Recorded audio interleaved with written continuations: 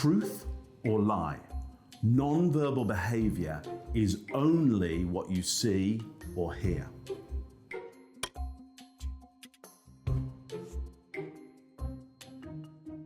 So we hear this quite a bit about nonverbal behavior being about visual cues or the tonality of other people's voices and what they mean towards us. And of course, those are very important, but we can't underestimate the value of what's called haptic cues, which means touch and how we respond to touch.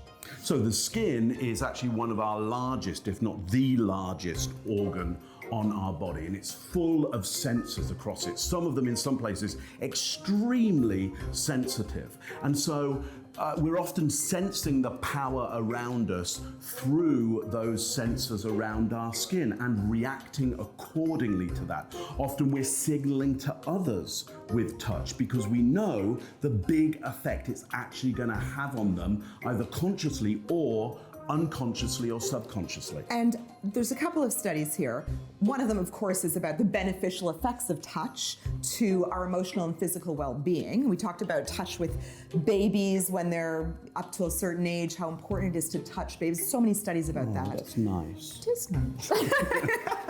And then there's also recent studies, like the one I have here, that show how touch can accurately communicate the emotion that motivated the touch, and that human beings, we can sense with more accuracy than just by chance what emotion informs the touch that we're feeling. Here's the distinct emotions that humans can identify through feeling touch: anger, fear, disgust, love, gratitude, sympathy, as well as happiness and sadness. Oh. So, just so you know, touch isn't the only other area of nonverbal communication. For example, there's time. When something happens, the timeline that it happens in, whether you suspend something and make sure it doesn't happen, or whether you cause something to happen unconsciously earlier or later than somebody expected, can have a huge effect on their perceptions about your feeling and intention.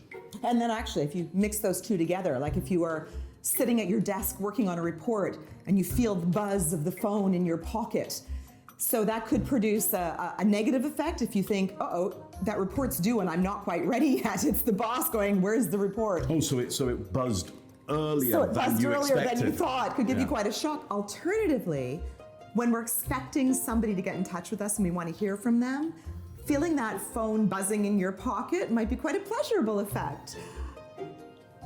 Or not.